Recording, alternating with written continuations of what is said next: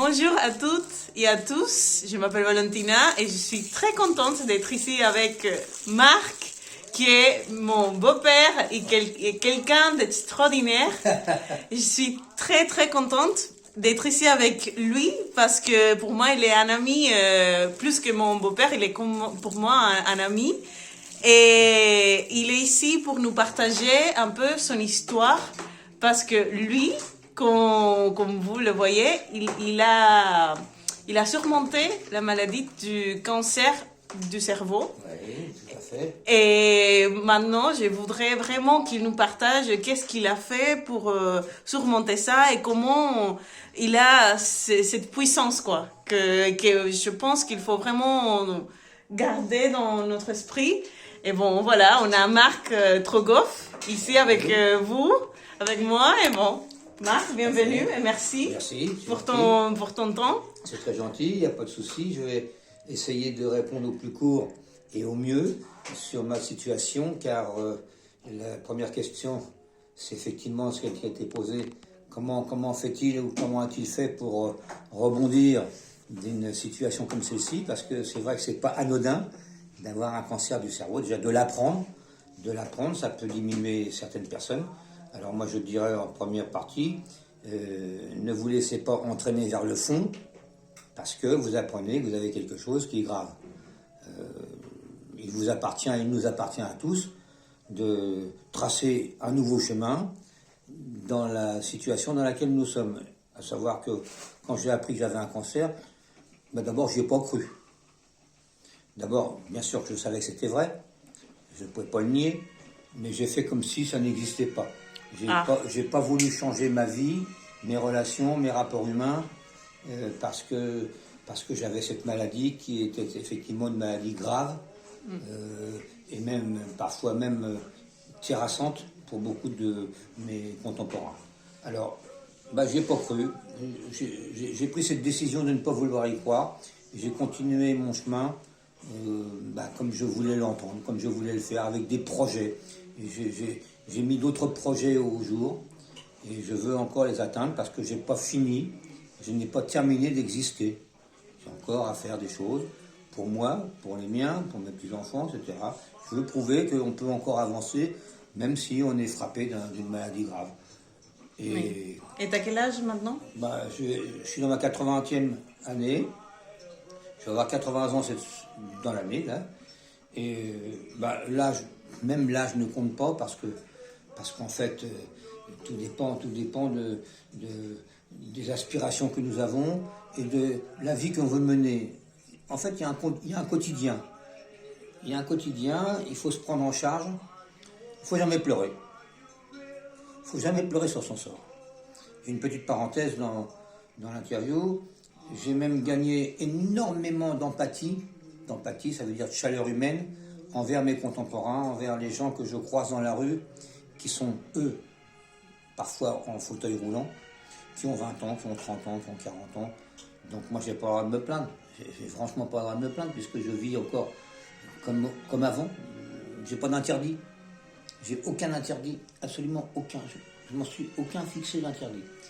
Et mes journées sont semblables à autrefois. Je commence tous les jours mes journées avec un peu de culture physique. Je suis pas un sportif. Ah, parce qu'avant, tu étais un athlète. Là, j'aimerais ça parce que je crois que ça c'est important. Il faut qu'on connaisse aussi un peu ton passé, ton histoire, ton début. Tout à fait. J'ai toujours été dynamique dans le sport. Et j'ai pas fait de prouesse non plus, bien sûr. Mais je me suis jamais abandonné. J'ai toujours... Mais tu as fait des marathons quand même. Oui, j'ai fait bien sûr plusieurs marathons dans ma vie. Plusieurs marathons. Et c'est vrai qu'un marathon, c'est quand même une épreuve aussi. C'est une belle épreuve. Parce que c'est une résistance physique. Oui. Et surtout mentale. Hein. Mentale parce aussi. que je crois que pour être athlète, faire des marathons, il faut quand même avoir... Oui. Il faut se nourrir l'esprit. Tout le long de ce parcours qui fait tout de même 42 km,195, et j'insiste bien sur 195 parce que quand la banderole de 42 km apparaît à la vue, il reste encore 495 mètres. Et pas mal de gens tirent les talons pour arriver au bout. Mais c'est une épreuve fantastique de par l'ambiance qu'on peut découvrir avec les uns et les autres qui s'alignent à votre cadence. Bon, ça c'est le côté sport avant. La maladie arrivant, j'ai rien laissé de côté, même à l'hôpital, je faisais du sport sur mon lit. J'empruntais, c'est marrant. Ah là là là là. Ah, c'est marrant. J'empruntais le balai de la femme de ménage de l'hôpital. Je prenais son balai et je mettais des élastiques sur le balai. Je mettais des élastiques dans mon dos sur le lit. Waouh. Et je poussais les élastiques avec le balai comme si j'avais une barre de traction pour me développer les pectoraux, puis voilà, pour faire des efforts au Incroyable. quotidien. Et les médecins qui rentraient dans la chambre, ils étaient stupéfaits. Ah bah oui, mais j'imagine. Qu'est-ce qu'il fait ce monsieur avec le balai? Ah oui. Mais attends, ça c'était l'année dernière. Oui, c'était 2020. Oui, Non, 21. 2021. Ouais. Que tu as appris que tu avais un cancer, c'était quel mois, tu te rappelles? C'était février. Février.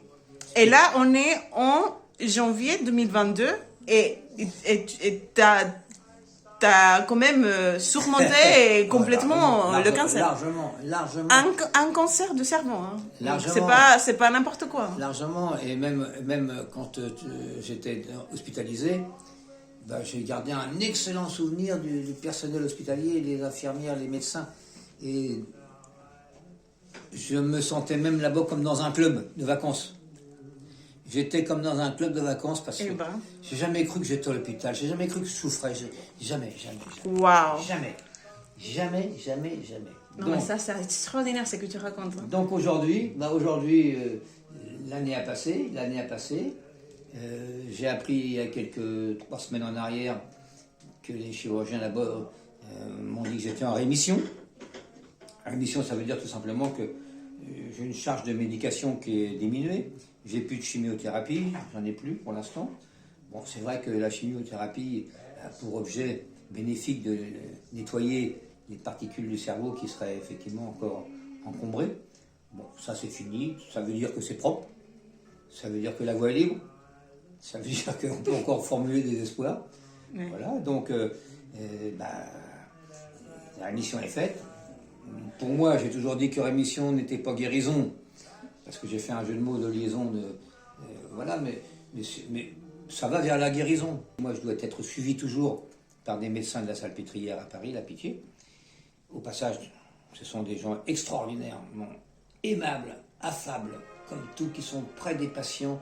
Franchement, si on devait donner un qualificatif, ce sont des gens qui ont une humanité extraordinaire. Ils soignent autant par leur comportement que par les médicaments. Ah oui. Quand on parle à ces hommes-là, et ces femmes, j'entends bien, on reçoit tellement de chaleur humaine, qu'on oublie ce qui n'est pas bon. Parce que le cerveau, il a besoin aussi de se nourrir de bonnes choses, il ne faut pas voir que des choses négatives. Alors les négatifs, on essaie de les transformer. Et bon, j'ai été aussi, je dois dire, chaleureusement entouré des miens, et dont tu es, dont Dani, mon ami. Donc tout ceci, c'est aussi un réconfort. On a une communication qui est positive. Donc selon ce que l'on vit chacun, il faut essayer de s'entourer des bonnes personnes. C'est même très facile parce que je vous raconte quelque chose. Quand je me promène sur un parcours que nous avons ici, là où j'habite, sur Trouville, il y a effectivement des très belles promenades le long de la mer. Je vois une personne seule, bien sûr une catégorie d'âge que je cible, et je lui dis bonjour, je ne la connais pas. Et le monsieur ou la dame, très surpris de mon bonjour, mais vous me connaissez? Non, vous ne connaissez pas. Maintenant, oui, je vous connais, je dis. Maintenant, je vous connais. Et puis il faut essayer de réhumaniser le monde se déshumanise. Alors on a besoin, vous êtes toute seule, je vous dis bonjour, et puis ça amorce une discussion, et ça amène de la chaleur humaine. On a tous besoin de ça, il ne faut pas se passer à côté. En plus, on est tous peu de choses, parce que ce qui m'est arrivé à moi, je le dis tout le temps, ça n'arrive pas qu'aux autres. Pourquoi ça ne me serait pas arrivé ? Puisque ça arrive à d'autres. et des maladies encore beaucoup plus graves, et à des jeunes enfants. Et à des jeunes enfants qui plus est. Alors là, je suis très sensible. On peut avoir un regard sur ces gens bienfaisant, et puis aller vers eux. Alors, moi, je l'ai toujours fait, quelque part. C'est un peu de mes racines. Pourquoi Simplement parce que, comme je fais un petit peu de musique... Oui. Parce qu'en plus, t'es un musicien. Oui, je ne suis pas un grand musicien, mais je suis un musicien qui s'amuse. Je m'amuse avec mon instrument et je fais profiter les autres. Et je vais dans les maisons de retraite, là où il y a mes contemporains qui sont malheureusement quelque part un peu enfermés, ils ne sortiront plus. Quand on rentre, c'est pas un hôtel, quand on rentre dans une structure médicalisée de maison de retraite, là, on sait que c'est le dernier chemin. Alors il y en a qui sont très bien, et moi je me prends un plaisir à aller vers ces gens-là qui sont semblables à moi, déjà par leur âge aussi. Il y en a des plus jeunes, mais il y a beaucoup de plus vieux. Et je leur joue des morceaux de leur jeunesse. Donc le cerveau repense à des étapes de vie quand ils avaient 20 ans, 30 ans, 40 ans, et ça ponctue l'existence. Et c'est toujours un plaisir. Encore un de mes projets, je vais certainement retourner dans ces maisons pour apporter de la joie pendant le déjeuner ou pendant le goûter et connaître d'autres personnes et sympathiser. Et donc je donne de moi, ça me coûte rien, que du plaisir. Je donne, mais en donnant, je reçois. Oh, ça c'est très important. Je reçois beaucoup. Oh là là. Je réinsiste bien sur le fait que traverser une période comme celle-ci, c'est pas quelque chose de catastrophique du tout. Si on a encore des espoirs. Et les espoirs, il faut aller les chercher. Il faut aller les chercher où ? Auprès des siens, auprès de ses proches. Voilà. Disons, communiquer. La communication, c'est quelque chose qui est fantastique parce que on s'évade dans la communication. On reste pas dans ces problèmes qui finalement auraient tendance à nous diminuer. Il faut au contraire se remonter. Et honnêtement, mais vraiment très profondément, sincèrement, j'ai jamais souffert un instant sur l'année de cet état que j'ai. Jamais.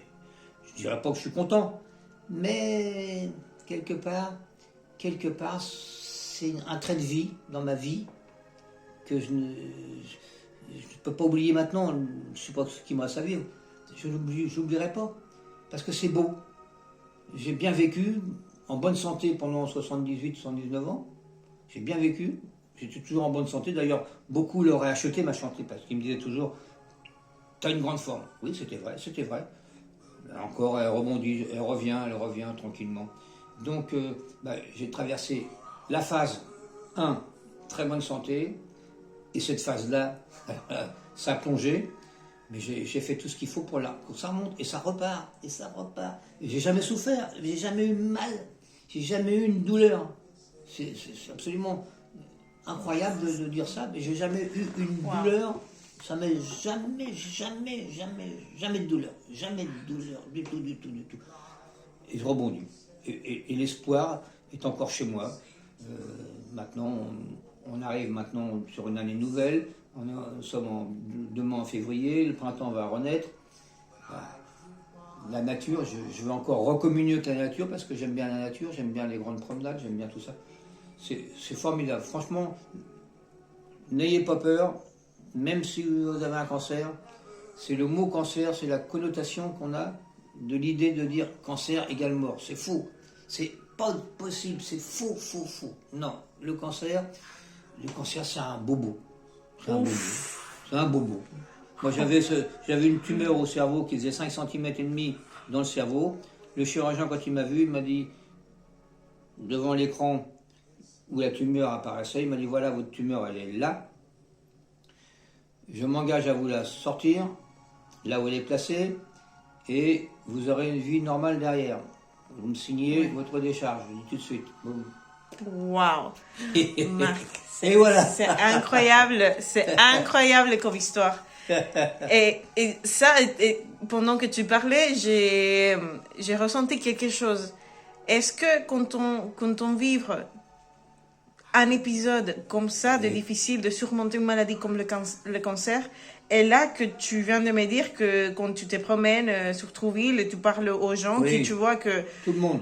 Donc, tu penses que quand on surpasse des chapitres qui sont durs dans notre vie, Oui. je crois qu'il faut partager comment on a surmonté ça avec des autres, Oui. même si on ne les connaît pas, en faisant des gestes, comme par exemple, comme tu as dit, dire bonjour. Il faut donner des recettes. Il faut donner des recettes. Faut dire aux autres, vous souffrez de ceci, restez pas dans votre mal, et essayez de l'ignorer, et il vous ignorera. Si on l'ignore, il nous ignore. Tu vois. Donc, on vit normalement. On vit 100% normalement. Et Marc, j'aimerais aussi te poser une question parce qu'au début de la conversation, tu as dit quelque chose qui m'a touchée. Oui. Et je crois que c'est aussi important parce que tu nous as dit que dans les moments que tu as pris, que tu avais le cancer, Oui. toi, tu as dit, tu as créé... J'ai refusé. Oui, c'est ça, tu as refusé la maladie. Oui, Comment, qu'est-ce que tu as fait ou qu'est-ce que tu as pensé à ce moment-là que tu as dit non, je refuse? C'est-à-dire que déjà j'ai fait un bilan de mon existence. Parce que je m'étais dit, si c'est la fin programmée, j'y peux rien. Et j'ai fait une rétrospective de ma vie, je me suis dit, bon, j'ai revu mes étapes de jeunesse qui m'ont conduit jusqu'à cet âge-là, jusqu'à cette maladie. Franchement, j'ai pas mal vécu. J'ai quand même pas mal vécu. Donc, je ne veux pas faire non plus un dinosaure. Donc, il faut bien qu'il y ait une fin quelque part. Mais je n'ai pas pensé que j'étais dans la fin. Je dis, bon, on va essayer de mettre les armes en avant pour aller encore plus loin. Donc, tu crois que la formule pour surmonter une information si forte comme l'apprentissage d'une maladie, que tu te rends compte que c'est une maladie, c'est de peut-être en avance ou tous les jours, tous les temps, faire une liste des choses que tu veux obtenir dans ta vie et voir est-ce qu'il me manque des choses à faire qui vraiment que vraiment j'aimerais bien faire. Oui, que tu tiennes à cœur, bien sûr, tout à fait. Et que tu te rappelles tous les temps, il faut que je fasse ça, pour avoir une motivation tous les jours. Voilà, il faut une motivation tous les jours. Ah, ça, c'est fondamental. Il faut que la journée soit remplie bénéfiquement. Il faut pas qu'il y ait de phase de tristesse. Jamais. Il ne faut pas de tristesse. D'ailleurs, dans notre vie d'aujourd'hui à chacun, on peut toujours trouver à se caler sur quelque chose qui nous grandit. On peut très bien faire de la lecture, faire même des mathématiques que je fais. Je m'amuse à faire des problèmes de mathématiques. Ça me fait du bien à la tête. Je fais des échecs, je fais des choses très simples, à la portée de tous, mais qui ponctuent la journée. En fait, il ne faut pas de creux. Il ne faut pas s'ennuyer. Je dirais, il ne faut pas s'ennuyer. Et je me souviens qu'une fois, quelqu'un m'avait dit, l'ennui est né de la paresse. Donc, pour pas s'ennuyer, il faut faire quelque chose. Waouh, tu viens de dire quelque chose qui est très, très vrai et très puissant. Tu peux redire cette phrase? L'ennui est né de la paresse. Waouh. Si on est paresseux, on fait rien. Si on est paresseux, on fait rien. Donc, on peut rien recevoir. Mais si on va chercher quelque chose d'autre qu'on ne connaît pas et qu'on travaille sur le sujet, ça remplit l'existence. Ça, c'est formidable. Et c'est justement, ça serait stupide de dire ça, mais c'est un peu ça quand même. Mais je sais pas à qui je m'adresse, mais je suis presque content ignorant presque de la vie, parce que je me considère encore tel. Je suis ignorant et je veux connaître. Donc je connais rien. Je connais presque rien. Donc j'ai besoin qu'on m'apporte encore des nouveautés. Et moi, on me les apporte ou je vais les chercher. Je vais les chercher. Et les bouquins existent. Il y a quantité de choses qui existent. Quand je passe une demi-heure sur mon pupitre à déchiffrer une partition, une ligne ou deux, même si c'est pas bien fait, je recommence une fois, deux fois, trois fois. Et alors là, si j'y arrive, mais c'est une satisfaction profonde. C'est profond. J'ai gagné quelque chose. Je me suis encore surélevé. même si c'est minime, mais chaque jour, une petite élévation chaque jour, ça nous grandit comme personnage, on est heureux, la journée s'est bien passée, et les anciens disaient, une bonne journée passée égale une bonne nuit, et une bonne vie égale une bonne mort. Oh là là! C'est Eh ben, bam! Là, il faut noter. C'est ce que disaient les anciens.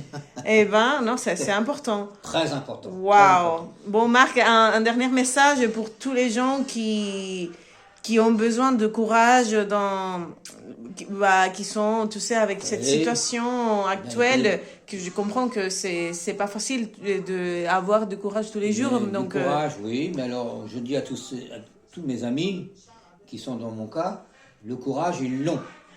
Ils l'ont, mais ils ne le réveillent pas. Alors il faut aller le chercher, il faut le réveiller. Mais le courage, il existe chez tout le monde. Chez tout le monde, il faut aller chercher. Il faut creuser, il faut chercher, il faut s'imaginer les choses. Et si le courage est dans quelque chose qui n'est pas accessible, ben, il faut aller le chercher, il faut travailler. Il faut le travailler. Et ça va remplir la journée. Et une journée bien remplie, c'est extraordinaire. C'est ponctué. C'est pas vide. Sinon, c'est un ensemble vide. Donc, il faut remplir toutes les cases. Il faut communiquer aussi. Il faut avoir peur de communiquer. Même avec des gens qu'on ne connaît pas. On ne les connaît pas avant de communiquer, mais quand on a communiqué, on les connaît. Donc, il y a une phase nouvelle. Tout simplement, encore une fois, voyez plus loin. La maladie, de toute manière, on n'est pas éternel. Alors on va pas se gâcher la vie, parce qu'on va se dire qu'on va mourir. Tout le monde va mourir. Tout le monde. Il n'y a pas un qui a fait la preuve de ne pas mourir. Ça se saurait. Donc, si le tapis se déroule comme ça sur 10 ans, 15 ans, il faut utiliser ce temps agréablement, c'est tout. Et ça guérit. C'est la meilleure potion de guérison. Allez chercher en vous ce que vous voulez faire et surmonter tout ça. Et franchement, tout le monde peut y arriver. Si moi j'y arrive, je suis quelqu'un de très modeste, si moi j'y arrive, voilà, vous inquiétez pas. Faites les soins qu'on vous recommande, suivez vraiment les médications des gens qui vous entourent au niveau santé. Et puis communiquer avec eux aussi. Il faut communiquer avec ces gens-là parce qu'ils ne sont pas supérieurs à nous. C'est leur fonction. Ils ont étudié le corps humain. Mais eux aussi ont besoin de recevoir de l'amitié des patients. Eux aussi. Et moi, quand j'étais à la Salpêtrière, à Paris, je prenais ma clarinette, j'allais jouer dans le parc. Et les médecins venaient m'écouter. Il y en a une fois qui m'a embrassé, un médecin. Je dis non, ne m'embrassez pas parce qu'il y a le Covid. Le Covid, mais il était tellement content. Puis il y avait les patients qui m'écoutaient. Waouh! J'ai même gardé une relation avec une jeune femme qui avait le cancer aussi là-bas, qui s'en est sortie ou pas, je sais pas, mais elle habite à Orléans maintenant. C'était formidable, Je donnais du bonheur à ces gens dans le parc, qui s'asseyaient comme des gosses en face de moi pour écouter des airs tout à fait ordinaires. Des chansons du passé, voilà. Donc, la maladie, ça tape tout le monde. Ceux qui ne l'ont pas aujourd'hui, que Dieu les préserve. Les jours qui butent dedans, on fait avec. Oh là là. Non, pourtant, comme dit Valentina, l'opération du cerveau, c'est pas rien du tout. C'est pas rien. Quand on vous ouvre la tête, c'est pas rien. On touche au disque dur. Donc toutes les fonctions sont là-haut. Et voilà, la parole ne m'a pas quitté. Un peu de butée de temps en temps. Mais bon, c'est pas grave. La parole est encore là, la mémoire est encore là. Physiquement, les bras fonctionnent, les jambes fonctionnent, tout. Et je vous dis, la gymnastique tous les matins. Tous les matins de la gymnastique. À votre rythme, mais c'est déjà on s'impose ça. On s'impose. Il faut s'imposer aussi des choses. Il ne faut pas que recevoir, il faut s'imposer aussi les choses. Et en s'imposant, on reçoit. Et après la gymnastique, en salle, ou l'appartement, peu importe, une bonne marche. Moi, je marchais tous les jours le matin, autour du port, je marche. Je reviens, la matinée s'est remplie, mais c'est exaltant. Franchement exaltant. Et je suis bien entouré. Je suis vraiment bien entouré. Tout le monde peut bien s'entourer. Aïe. Pas de souci. Merci, et puis longue route à tous. Longue route de vie. Bon, merci Marc pour vraiment partager ton savoir, oui, l'optimisme. Faut être optimiste. Et bon, vous, je vous aime de tout mon cœur. J'espère vraiment que ce message est bien...